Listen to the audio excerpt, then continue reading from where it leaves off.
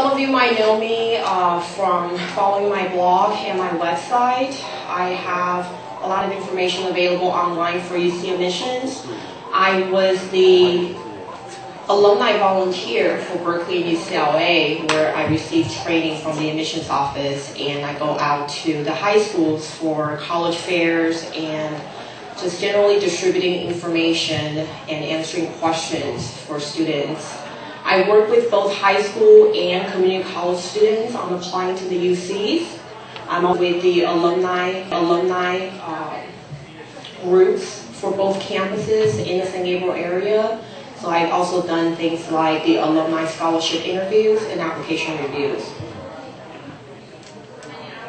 Okay, so let's jump right in on the most important thing that everybody cares about. How do I get my child into the UCs? First and foremost, academics. What does that mean?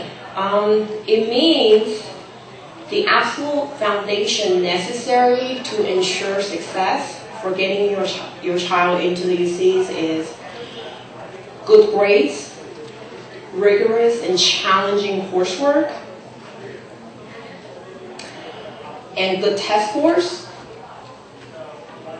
as well as demonstration of motivation initiatives beyond the curriculum available at the school. What does that mean? That means going beyond what's available at the high school, taking classes at the community college, taking classes at other programs. There are programs available online that offer AP courses, for example, that students can take, so that's something to consider.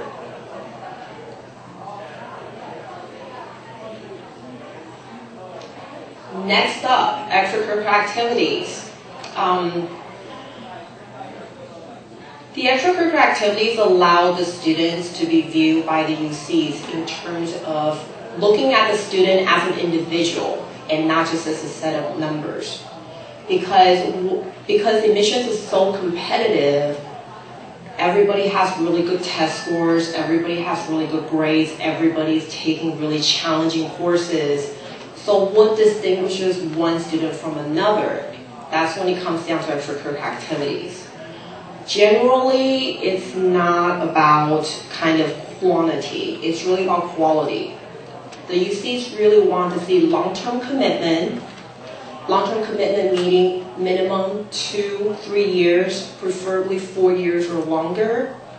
They generally don't like to see students jumping around between different extracurricular activities, because remember, college takes at least 4 years to complete.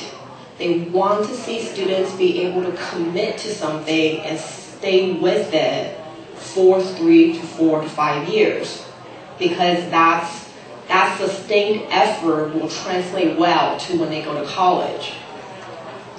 This is the same reason why grades and rigorous coursework is so important, for the same reason, because it's a sustained effort throughout 4 years of high school. The other thing about extracurricular activities is also it gives the students the opportunity to demonstrate a passion, demonstrate motivation, initiative, and also leadership capabilities. Those are all qualities that the UCs really want to see in students, in terms of having active students who will participate on campus when they go to college, because they don't want to admit students who are going to go to the UC, go to Berkeley, go to UCLA, and say, I'm just now going to live under a rock and study all day long. Because those students are not going to make a difference on campus, those students are not participatory. So that's why they want to look at extracurricular activities, because they want to get students who are going to be actively participating on campus when they get there. Last but not least is what I call the wow factor. What really sets the student apart from all the other students who are competing to get into the same UC. This doesn't have to be anything extraordinary. Your child does not have to play in a junior Olympic sport. Your child does not need to be the national track star. It could be something very ordinary, but it has to be very clearly articulated in the personal statement, in the UC application. So it's about how the student explains the process, the experience, the growth from the experience, and so forth. A couple of examples. I once worked with a student who had very few extracurricular activities. And so I was trying to figure out what was going on with the student. After some email exchanges, I found out that he was from a single parent family, and he was working 30 hours a week, raising his, I think it was 3 siblings. And so that was something that separated him from everybody else, because even though he doesn't have any extracurricular activities, it really has more to do with his ability to take care of his family and the sense of responsibility that he has. And that is what will allow him to excel at the college level.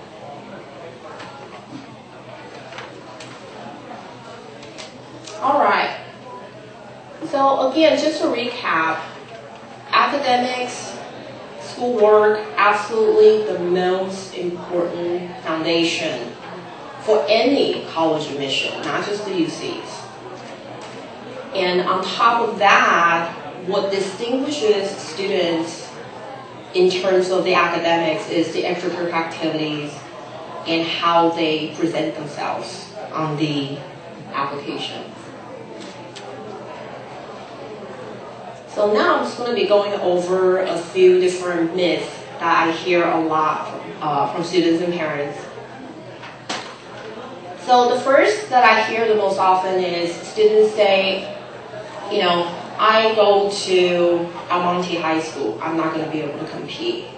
I go to school in Compton, I cannot compete.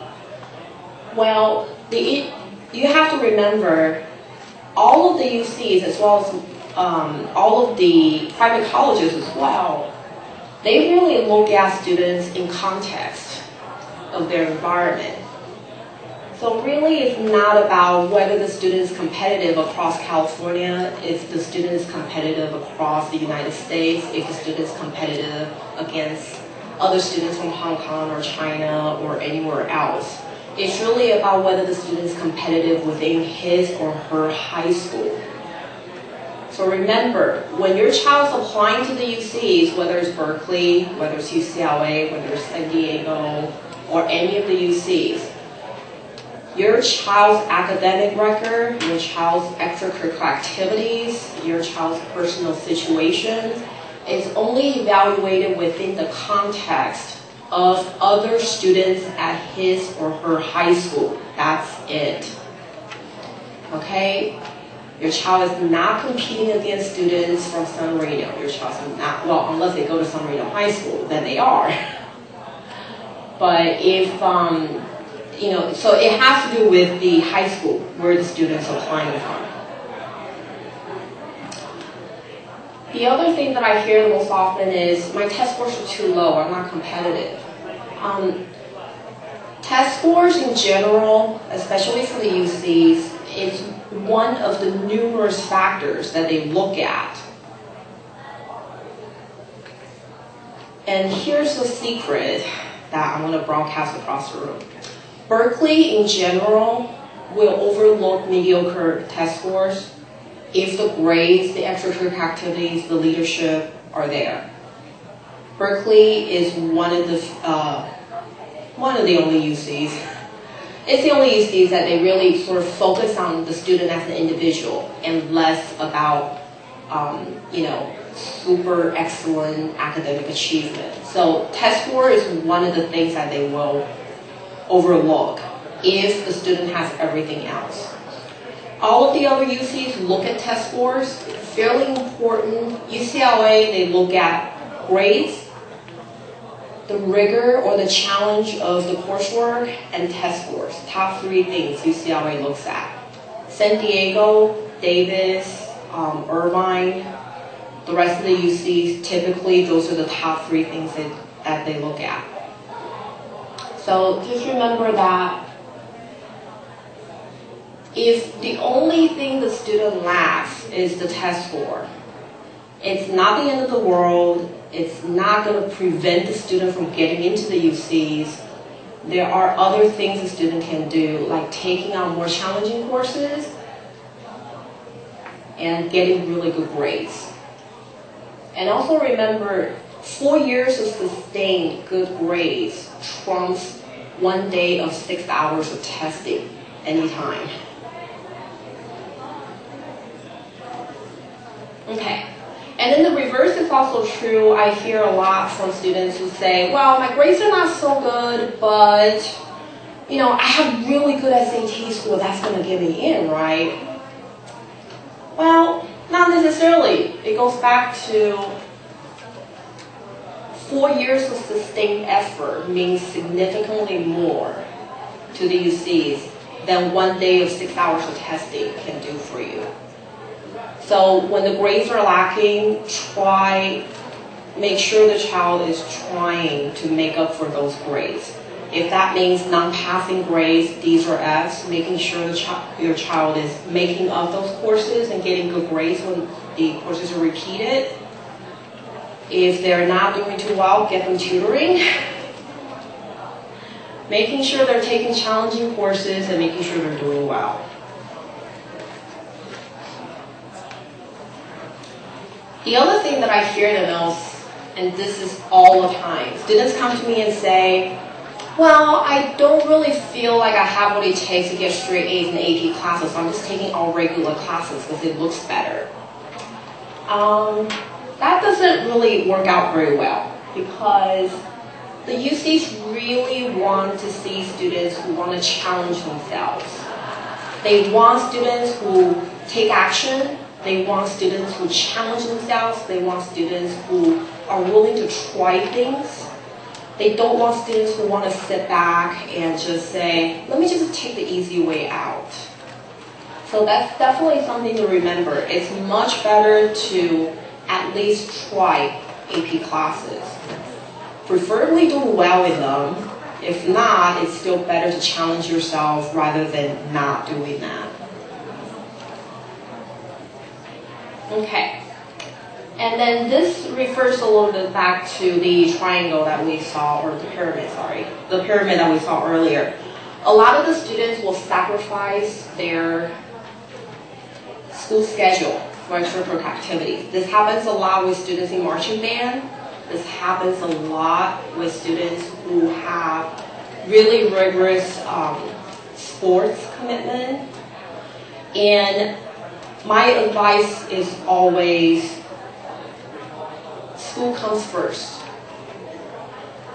If you can cut back on marching band so you can take another AP class, do that.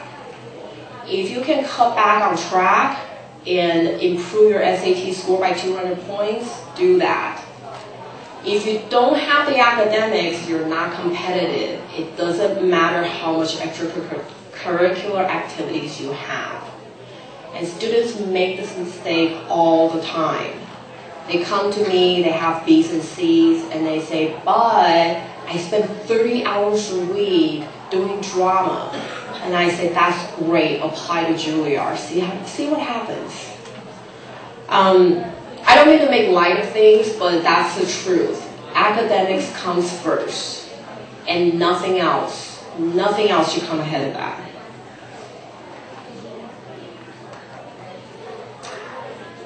This is my favorite question. Do I have to play sports? And this is usually coming from, very tiny kids or very skinny kids who clearly look like they'll get trampled if they play sports. No, you don't have to play sports. You have my permission. You do not need to play sports. You can still get into the UCs.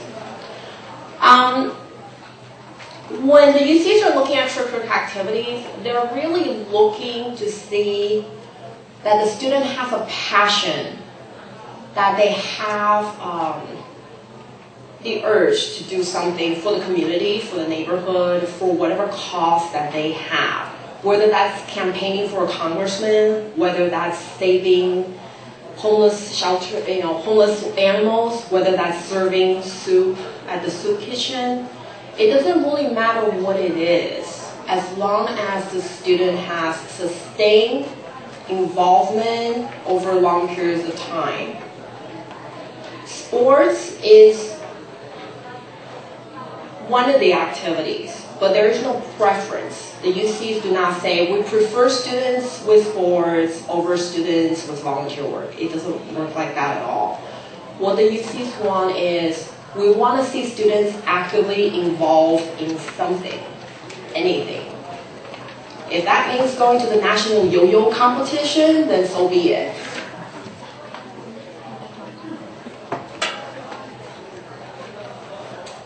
Okay, and this goes back to sort of the time commitment issue.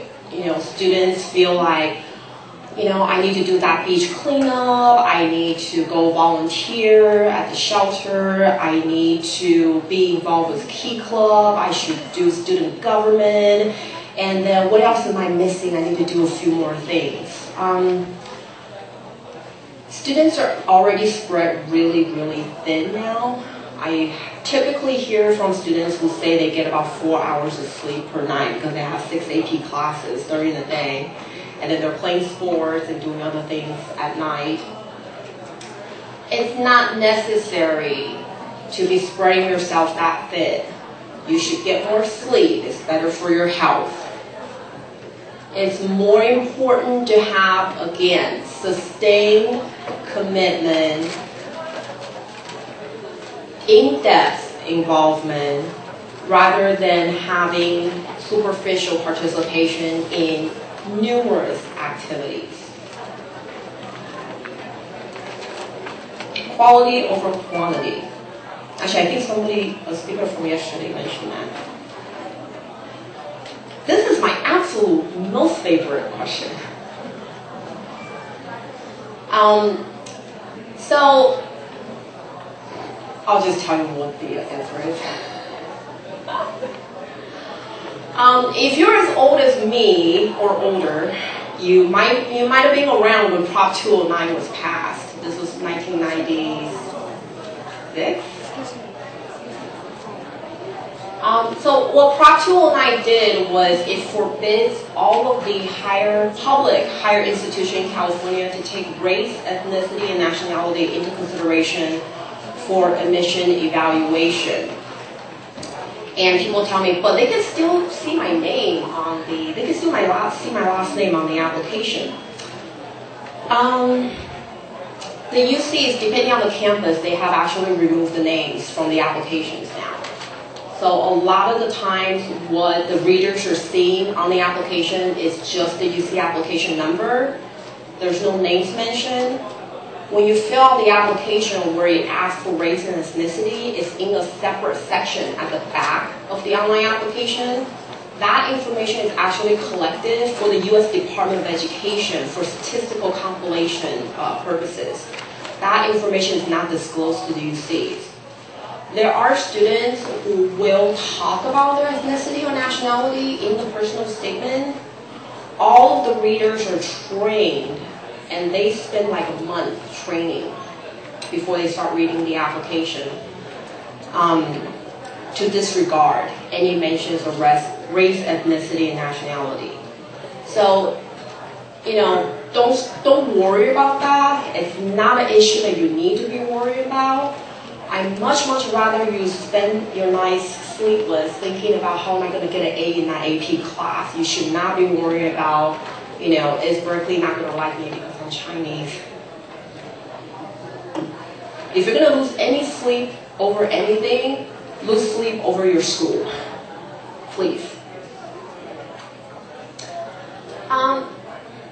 So this is something that comes up quite a bit. A lot of the students come to me and they have all sorts of different things going on at home. They might have personal issues, they might have family issues, they might have difficulties, they may have learning disabilities, physical disabilities, and a lot of the times the students say, I don't want to talk about that. because the UCs might feel sorry for me. I want to be able to get into the UCs on my own. The UCs might discriminate me because I have a disability. The UCs, being a public institution, are not allowed to discriminate against pretty much anything.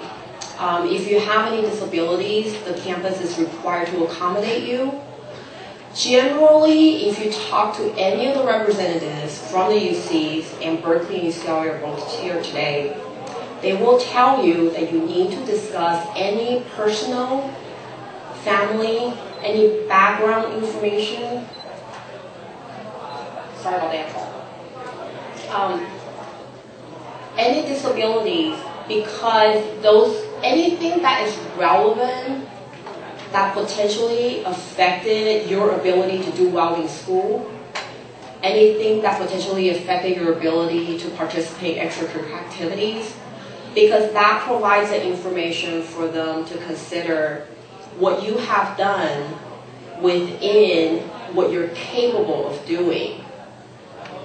Okay, students with learning disabilities are at a disadvantage, and so the student needs to talk about that disadvantage in the application, so whoever is reading his or her application have an idea of what it is that the students have to face every day.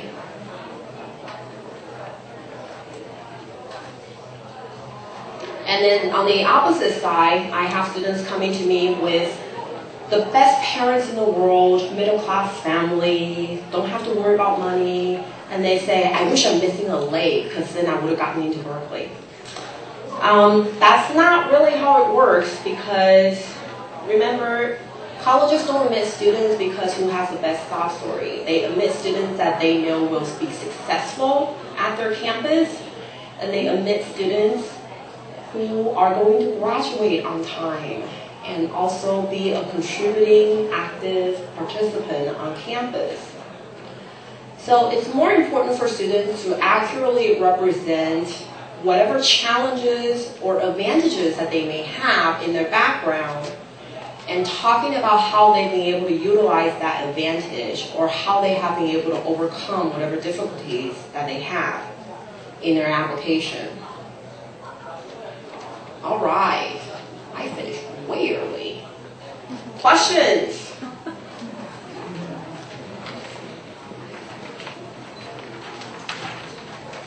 No questions? All right, we're done.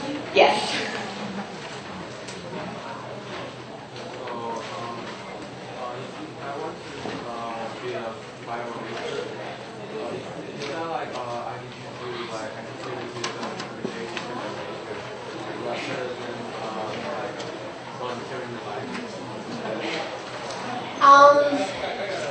It depends on where you are. So if you're a high school student, okay, so the question is, if I want to major in biology, should I do activities or biological sciences related versus volunteering at the library? It really depends, okay? And I'm going to give you a really long answer for a very short question. It has to do with what your interests are. If you are really interested in biology and it is something that you feel like, so for example, if you really want to do research in biology and you went and you talked to a professor at UCLA and you found out that there's an internship where you could do some research in biological sciences, and that's something that you're very excited about, wow, this is what I've been wanting to do, then yes, you should do that. At the same time, if you say, I want to study biology because I really want to teach biology at some point. You know, I really love teaching and I love biology and I want to teach biology at some point.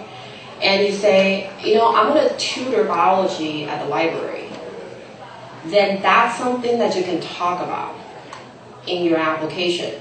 So it really has to do with what is your ultimate goal in terms of doing your extracurricular activities. You should have a plan as to why you're doing extracurricular activities. And I cannot emphasize this enough. Students should never do extracurricular activities to pad their resume. Please don't do that. The students should only do extracurricular activities they care about. They should have some sort of plan or goal in mind when they're participating in a particular extracurricular activity. They should not go clean up the beach because Key Club is going and I need 4 more hours. I mean, I understand you need volunteer hours to graduate high school, so that's fine. But, any sort of sustained extracurricular activities, really think about why the students are participating. I have one particular student, I adore this story. I had a student who walked up to me, this was when I was volunteering to staff the Berkeley table at a high school. He came up to me and said, I volunteered at the hospital for 4 years. And I say, wow, you really hated that, didn't you? He says, yeah, I really did. And I said, so I take it you're not going to talk about it on your UC application. He's like, I really rather not. So I said, okay, what else did you do? Nothing. Well, then he just wasted 4 years doing extracurricular activities, didn't he? Okay, remember, extracurricular activities should be in support of your interest, whatever interest that might be. It could be related to your major. It could be related to something that you're interested in. It doesn't matter, but you have to be passionate about it and you have to be able to talk about it. If you don't want to talk about it, you shouldn't be doing it. Any other question? Are there any disadvantages or advantages being undecided when you apply versus you make a very competitive major like biology or something like that? Okay, so the question is there an advantage or disadvantage in declaring a major or going undecided? I'm again going to give you a really long answer. There is no inherent disadvantage to be undeclared. It's perfectly fine to be undeclared. This is for high school students. If you are community college students, transfer students, that does not apply to you. It's okay to be undecided. It's a little bit trickier to write the application essay sometimes when you're undeclared, just because you don't necessarily have a sustained interest, but there's a way around that. What I wanted to point out though is if you're applying to engineering, okay, this has to do with engineering, you should not apply to engineering undeclared. So if your child is interested in engineering at all, write that down. Do not apply to engineering undeclared. Engineering is the evaluation is done by department. So every engineering major evaluate their own applicants. So what happens is the really competitive engineering majors will have a lower admit rate. The less competitive engineering majors will have higher admission rate. Engineering undeclared gets the most application. So by comparison, the admission rate is much, much, much lower, usually in the single-digit percentage rate. Okay, so if your child wants to apply to engineering, has a decent idea of which engineering discipline he or she wants, apply to that engineering, because whatever it might be, however competitive it might be, it will be less competitive than engineering undeclared. So that's the only time you shouldn't do undeclared. Anything else? He or she might be interested in biology, maybe interested in business, maybe interested in political science. It doesn't really matter. Most of the UCs, for the general majors like biology, political science, and things like that, they don't really consider major, or they don't admit students based on major. The only exception, I know the exception just keeps going, sorry. The only exception is UC San Diego. UC San Diego has impacted major, and so all of the biological sciences and some of the engineering majors are impacted. It does not affect your child's chance of getting into San Diego as long as he or she has an alternate major that is not impacted. Because San Diego will admit students to the campus first, before they assign the major. Somebody else had a question over there?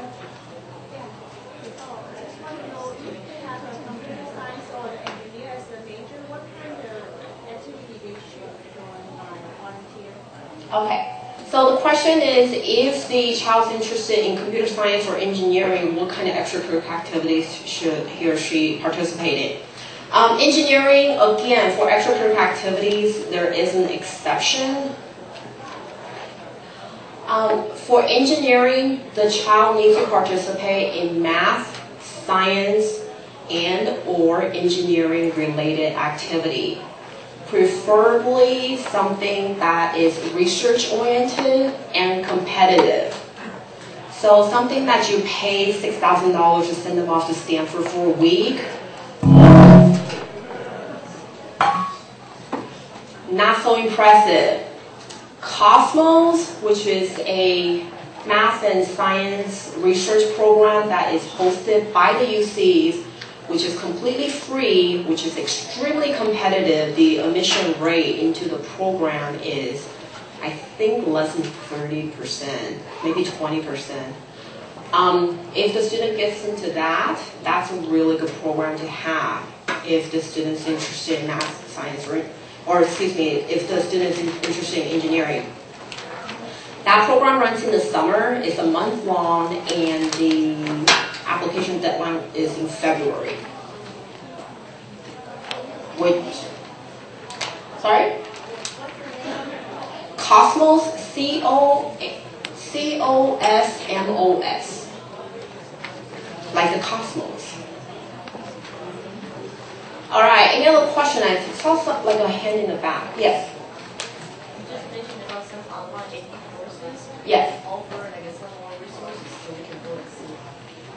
Okay, so online AP courses, the UCs have approved course lists for every high school in California. They have also approved certain online programs to offer AP courses. And all of that information is available on the UC Doorways website, and I actually have a list of the online schools on my website as well. I actually went through and figured out how much it costs for like the different programs, and I have about eight or nine programs listed on my website, I think. So I will throw that onto my blog next to the handout in 15 minutes after I finish talking. And so you'll get a link for the online programs. Couple exceptions for that. The UCs are all about the exceptions. If you take online AP courses, please remember UCs will not accept any laboratory science or visual and performing arts courses that are taken online. You will not get credit. You cannot use it to fulfill the A through G requirement. No credit. Okay, because you cannot conduct a wet lab online. And it's hard to learn how to dance online. So just remember, any science, it doesn't matter if they're designated AP or not. It doesn't matter if they're approved online programs or not. You cannot use online laboratory science or visual and performing arts courses to satisfy A through G requirements for the UCs. Any other questions? Yes? Does Cosmo, everybody can, all the high schoolers can join? Is it free? Okay, so the Cosmos program, it is free. It's offered at 4 different UC campuses. So obviously there's some issues in terms of how close you are to one of the UC campuses. The travel, I don't think the travel expenses are covered, but otherwise the program is free. And I think San Diego has one, Davis has one. I think Santa Barbara is the other one, and I don't know where the fourth one is. But it is a really good program. I highly recommend for you guys to look at it, because for engineering particularly, just aside from the whole, it looks really good on your UC application thing, it's a very good program in terms of learning opportunity, you know, allowing students to spend time on the UC campus, getting to interact with faculty members, learning to do hands-on research. It's a great learning opportunity. Yes, ma'am? Okay, compared to Cosmo and an internship and how many one the admission officer will have yet? I'm sorry, I couldn't hear I you. mean, compared to Cosmo program and a real internship in the engineering company, so which one you can say admission officer will look at as more good reference? Okay, so the question is, when you compare the Cosmo programs and an internship at a real engineering firm, which one is better? To that I say, do both. Again, it really depends on the student because, you know, if it comes down to the student can only do one, it depends on how much the student will get out of the experience. Now, the Cosmos is more of an academic-oriented program. So personally, I favor for students to do academically oriented program. But if the student says, I'm going to do mechanical engineering, I'm going to intern at a mechanical engineer firm, and they're not having me copy and stapling, they're actually going to have me, you know, work on projects and following the engineer around and going out to look at the sites and, you know, really help solving problems, and this is like once in a lifetime opportunity, then I say go for it. But, you know, do both. Yes, any other questions? Yes, ma'am. Have you had the summer program, like summer camp, you can go to the UC campus to get some experience? Okay, are there summer programs at the UC campus? Yes, almost every UC has summer programs available. UCLA has one of the most organized summer programs I've ever seen. They have like, I don't know, like 20 different programs. If you go to summer.ucla.edu and click on the high school programs, it's a lot of stuff. Do I recommend summer programs at the UC? Not necessarily. It's a money-making program. It's very, very expensive. You're looking at thinking anywhere between $2,000 to $4,000 to $6,000 for like 2-3 weeks. There are a lot of, when it comes down to whether you pay money to go into a program versus competing against one of the programs either offered at colleges or through nonprofit organizations, I would say go with the competitive program, because when it's competitive program, it looks better. Okay, and the more academic experience the student get out of it, the better. Sorry, the guy in the back, and then come back to you. Yes. Just yell it out. All the UCs look at the prep classes taken outside and then go on the courses without taking in person. Okay, so the question is, what about, you know, taking prep classes outside of school and then passing the AP exam? Personally, I ask students not to put things like ACI or Algebra Max or whatever it is that they, SAT tutoring programs that they use, and, you know, Princeton Review. Because students will do that. They put Princeton Review on the UC application, and I ask them not to, just because you don't really need to broadcast that you're getting a lot of help. It's not really necessary to broadcast that information. Aside from that, you know, in terms of just self-study, the AP exam, I use the term self-study very loosely. Self-study for the AP exam is fine. The student can talk about self-studying for the AP exam. I wouldn't necessarily, again, broadcast that they are just getting outside help in passing the exam. Yeah, it's a lot of strategy. 这样才有啊，2个是 out。Yeah, so just really think about what it is that you're trying to do, and really think about what you put on the application, how other people reading it will perceive that information. Okay, sometimes it's really easy. Oh my God, is it in front of the bathroom? I hope not.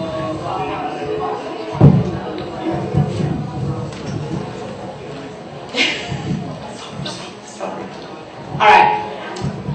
Yeah, so, sometimes students don't want the parents to get involved, and, like they're just filling out the application and they just put whatever they want on there. So, either if they really don't want the parents to look at it, ask them to please have a teacher go over it, have a friend go over it, and just very simply just be very cognizant of what information you're putting on the application, and really think about what somebody else who doesn't know you look at it, how will they feel?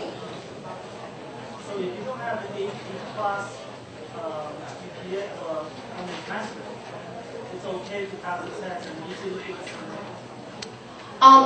Well, so it's looked a little bit differently. So the question is, what if the student doesn't take the AP class, so there's no grade, but it has the AP exam credit? It's more to the student's advantage to take the AP class just because the grade is weighted, so it's going to boost your GPA. The AP exam credit is looked at sort of as brownie points. So, high SAT subject exams, AP credits, things like, leadership roles that's listed on the UC application. Those things are just all things that kind of add to the application. But, when you take the AP course and you have that grade, that's an A, there's a real value to that because it does increase the GPA, which is what the UCs look at primarily for admission. There's a lady right there, and then I'll come back to you guys. Yes? The question is, the personal statement is very important. Yes. So, how do you look at it? What's the most important things you should get to make it a check to the evaluator? Okay. So the question is, the personal statement is obviously very important, so what should be in there that's going to pique the interest of the evaluator? Everybody here has students in high school, right? Is there anybody who's like community college students? No? One? Okay, so don't listen to this part. Okay, so for high school students, first and foremost, please don't talk about your family. Do not talk about your family. Stop talking about your family. The personal statement prompt might change this year. There's some talk about changing the personal statement prompt because so many students write off topic. It's getting kind of annoying. But the first prompt is, talk about the world you come from, family, school, community. And tell us how that shaped your dreams and aspirations. Everybody forget to read the last half of the prompt, so everybody talk about their family. I will tell you, this year, all of my freshman students who came to me for the appeal process, 80% of them wrote about their family in their first prompt. Okay, and I could tell you right now, looking at some of their applications, that might have very well been the only reason why they were not admitted. They did not focus on their goals. They did not focus on their achievements. These are stellar students who had good grades, good extracurricular activities, who had a really poorly written personal statement. So if you have really great parents, if you have no hardship, if your life is pretty much perfect, talk about your achievements. We don't need to know about how great your parents are, really. Well, the UCs don't need to know how great your parents are. I guess that's the way to put it. What will make the personal statement stand out? Being very focused, being very driven, being very clear in terms of your goals, what you want to do with your life, if you know what that is, and really demonstrating passion, motivation, initiative, any sort of leadership capacity, talking about those things, and be very, very clear. And being articulate is really helpful. I don't see David from UCLA. If you stop by his table and ask him about the 4.7 student they had to reject last year, fascinating story. They had a student last year who had a 4.7 GPA, who wrote a personal statement that was incomprehensible. Like not even a beginning, a middle, or an end. They went ahead and rejected the applicant because the student clearly can't write. So it is very, very important, and it's really important to be on topic. And the topic is your dreams and aspirations, and how did you get there? Does that answer your question? All right. Yes, sir. What is the value of SAT2 test in applied university or versus private university? Okay, so the value of the SAT subject exam in terms of applying to the UCs and the private colleges, I don't know what the private colleges do, but I will tell you that I have heard private colleges kind of frown on low SAT2 scores. So if the student isn't confident about getting a high score and applying to private colleges, just maybe skip that. In terms for the UCs, the scores, it doesn't matter if it's low. If it's low, they just won't look at it. High scores are considered, again, brownie points, like passing AP scores. For students interested in engineering, especially for campuses like Berkeley, UCLA, and San Diego, if you're applying to engineering, it is strongly recommended, and my interpretation of what that means is you should really do it. You need to take the SAT subject exam in Math Level 2. So engineering, SAT subject exam, Math Level 2, and a science that's closely related to the engineering field you're interested in. So if you want to do bioengineering, take Math Level 2 biology. If you want to do mechanical engineering, take Math Level 2 and physics. And just make an educated guess as to what the other ones are. Computer science, I will probably do Math Level 2 and probably physics. Yes, sir. I feel like everybody's like the same, kind of like we're all like Asian, and then I guess like everyone kind of has like pretty high GPAs and like SAT scores. So kind of like after you hit like a certain threshold, how do you even differentiate? So like the personal statement, everyone's gonna be like, okay, I want to be like a great engineer or whatever. How do you make yourself stand out?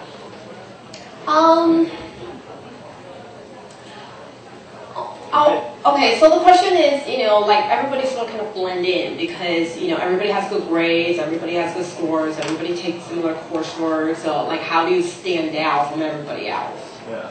Okay, so I have two approaches for that. The first approach is try to be different.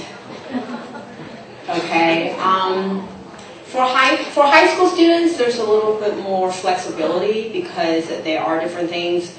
Students can say, you know what, I'm not going to do student government, I'm not going to do any of the clubs on campus. I'm going to start my own club.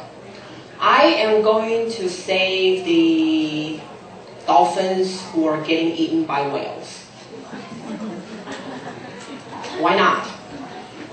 And so it's really up to the imagination of the students to try to stand out. And, just think a little harder, you'll get there eventually. For the other approach is, and this works for the majority of the students who kind of follows the traditional path. Extracurricular activities are available in the schools, doing all of the coursework and everything. It's not about what you've done, but about how you describe what you've done. Okay, so that's why the personal statement is so important.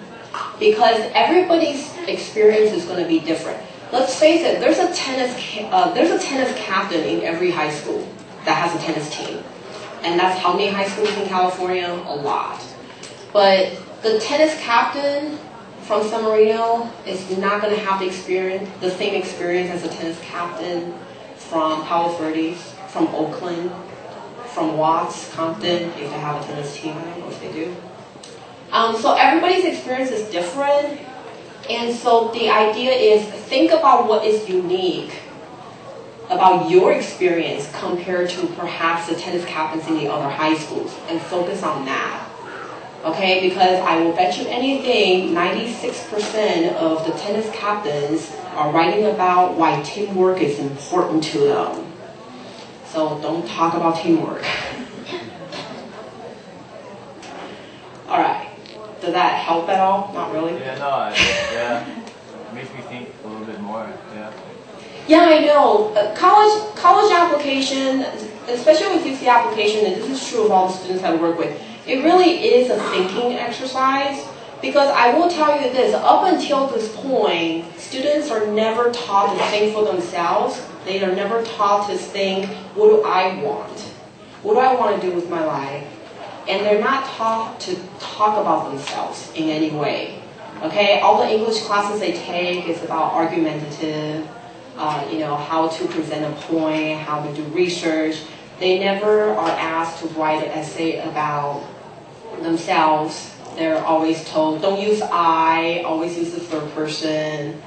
And so it's really weird to read essays written by students where they talk about themselves in the third person, if you've ever seen that. So, the students need to spend time and really think. It is a thinking exercise. And usually I give students, questions that they have to think about before they start on the application. So there was another hand. Yes. Your weakness. Should you talk about your weakness?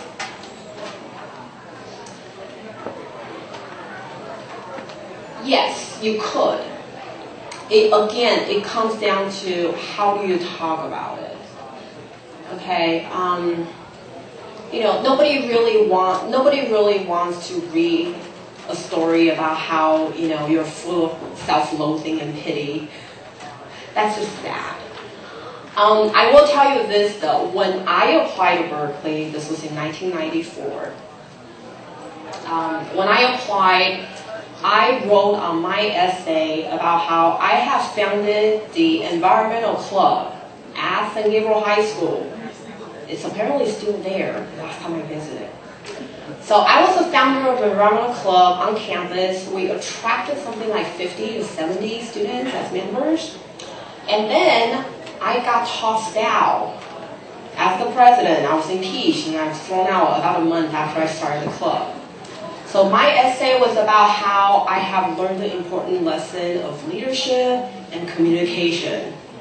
That is how I got into Berkeley. My greatest failure. So yes, you can definitely talk about your weakness. You can talk about your failures. The other thing I want to point out is, and as parents, you need to help your children, come to realize this. It's not about what you won. It's about what experiences you gathered along the way. Just because you didn't win anything doesn't mean you didn't learn anything. So it's okay for you to talk about things where you've lost. It's okay to talk about things where you had the opportunity to do certain things, but either didn't have, wasn't able to participate or anything like that. Students can talk about how they tried out for Junior Olympic team and didn't make it. I mean, geez, if you're eligible to try out for Junior Olympics, it's tremendous. But students don't feel like they should put that on their application because, well, I didn't make the team. Well, that's not the point. The point is you were that good. You were that good. You were able to try out for it. Okay, so it's okay to talk about things they didn't get. It's totally fine. All right. Was there another hand? Yes. What's the difference between the high school personal statement and community college transfer? Okay, so the personal statement for the question is what's the difference between the freshman and the transfer personal statement? Freshman application the UCs get significantly more freshman applications. So for UCLA, they had 80,000 this year.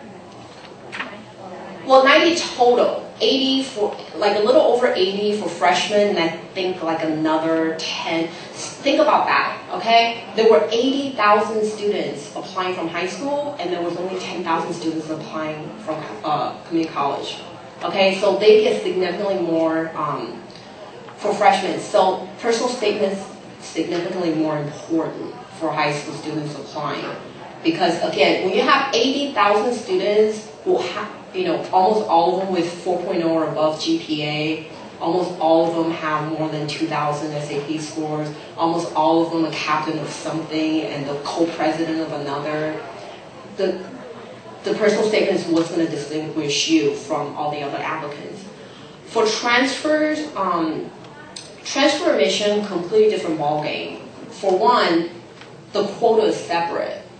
So don't ever feel like, I'm also competing against community college students or, vice versa. It's not like that. There's different set of space set aside for community college transfer students that's separate from the high school students. And for transfer admission, it's really, really focused on grades and coursework completed. So general education coursework and major prep. All transfer students have to declare a major, and they need to have the major prep done for their major. And so that comes first and foremost. And then the personal statement, they're basically kind of screening you to make sure you're not an axe murderer and that you can kind of articulate yourself and not completely incomprehensible, and then you're pretty much good to go. That's for transfer admission. Any other questions? Yes, sir. Generally speaking, do you recommend a part-time job over, for example, a certain extracurricular? No, because whatever the student wants to do, the student should do. If they're getting a job because it looks good, then they're working for the wrong reason. And may I just say this? This is kind of my pet peeve.